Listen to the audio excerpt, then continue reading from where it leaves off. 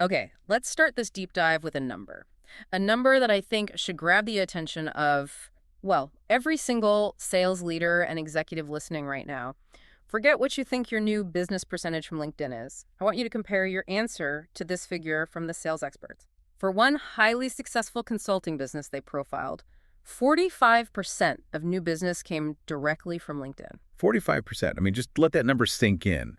When you really look at that, the immediate takeaway is that this completely flips the traditional sales pyramid on its head, right? Completely. You'd expect referrals, maybe direct sales, had to be at the top. Exactly. And here, direct sales was only 25%, referrals were at 20%. So the platform that most companies treat as, an afterthought. A sort of digital business card holder. It became their single biggest growth engine. And that's really the mission for this deep dive. We are unpacking the entire 6-step framework that the sales experts laid out, a strategy that took LinkedIn from a passive tool to a primary scalable engine for generating revenue. We have actionable insights for you. And what makes this so compelling, especially for anyone in, say, high-value B2B services, is the efficiency. The operational efficiency. Think about the alternatives. Traditional networking, we know it works.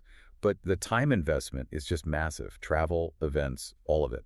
And then you have advertising or SEO, which can just hemorrhage cash with a really unpredictable ROI. But LinkedIn is already there. It's targeted, it's free to start, and it's scalable.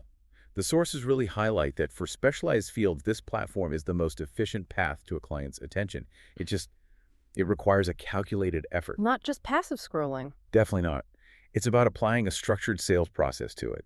The time you spend is an investment in a pipeline, not just a digital water cooler break. Okay, let's unpack this. Let's start right at the beginning, the foundation. This is all about building credibility and reach at the same time.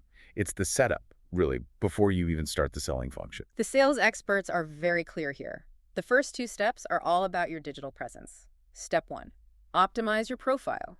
And this is where I think most executives fail. They still treat it like a resume. An old school resume, yeah. A document that just lists past job titles. And that mindset just has to change instantly. The profile has to be seen as a sales page. 100%. It's a dynamic portfolio. It has to convince a prospect in 30 seconds that you are the expert they need. It has to link out to your blogs, your white papers. All the external proof, yes. And maybe most importantly, the content on the profile has to show that you have the ideas and the passion to solve their problems. So it's not about being available, it's about presenting yourself as the inevitable solution. That's the shift. If your profile reads like a job history, you're looking for a job. If it reads like a strategic offering, you're looking for a client. Which leads right into the second step, and this is where the word aggressive comes in. Grow your network aggressively. Right. And we are not talking about just passively accepting invites from people you used to work with. No. Not at all. This is calculated, it's surgical outreach. You identify your target industries, your target roles, and you actively send connection requests to decision makers. The logic seems pretty straightforward. More connections equals more reach. It's simple and it's brutal. If you want your content to be seen, you have to build the biggest, most relevant platform possible. That translates directly to exponential organic reach. But let me pause on the psychology there. For a lot of senior people, sending out mass connection requests can feel a little spammy. It can, but the intentionality is what makes it different. You aren't connecting with random people. You are connecting with prospective clients and referral sources. The goal isn't immediate intimacy. The goal is just securing the right to appear in their feed consistently. You're building pipeline capacity before you turn on the faucet.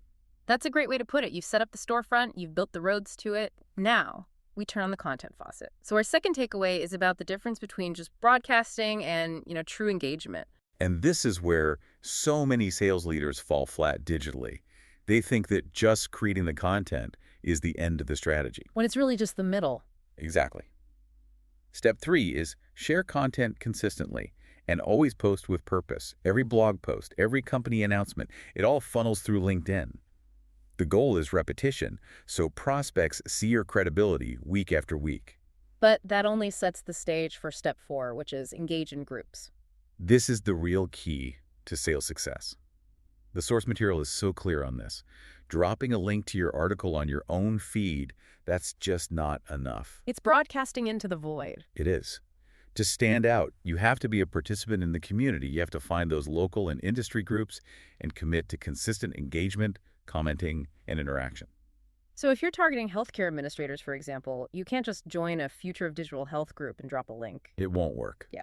But if you join that group and spend, say, 15 minutes a day commenting thoughtfully on what other people are posting. Agreeing, disagreeing, adding to the discussion. Yes, extending it with your own expertise. That makes you visible. And that raises a really important question. Which is? Are you truly engaging?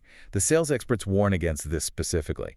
Liking a post from a connection does not equal selling. It's a low-stakes interaction. 0 connection points. Hmm. The real mistake is posting without engaging. Someone writes a great insight, broadcasts it to 30 groups, hits send, and then closes their laptop. And they never go back. Never go back to read the comments, answer questions, or participate in the dialogue they started. It's a total waste. So the real-time investment isn't just in creating content. No, it's in the curation and the interaction. The purpose of the content isn't just to inform. It's to create a moment of connection that lets you move that relationship forward. Okay, here's where it gets really interesting. This is the final piece that shifts people from being digital networkers into actual revenue producers. This is where most people fail and where the real sales success is found. This is the transition from just having credibility to getting direct, quantifiable sales results. These last 2 steps are the most critical. Step 5 is the hard truth. Move relationships forward. A LinkedIn connection, just that acceptance, means absolutely nothing if that's where the interaction stops. It's an empty vanity metric. The mindset has to shift. Networking is about closing opportunities, not just collecting contacts. You have to treat that connection like the starting pistol of a sales cycle. Exactly. What's your next move? Did you send a quick, non-salesy message about something they recently shared? Are you tracking their activity? Are you identifying their pain points? Because if that connection just sits there, it goes cold almost instantly. Which brings us to the final step. Step 6, the classic mantra, always be closing. Or ABC. But this doesn't mean you immediately pitch them right after they connect. No, that's exactly what scares people off. ABC in this context means seeing the potential in every single interaction.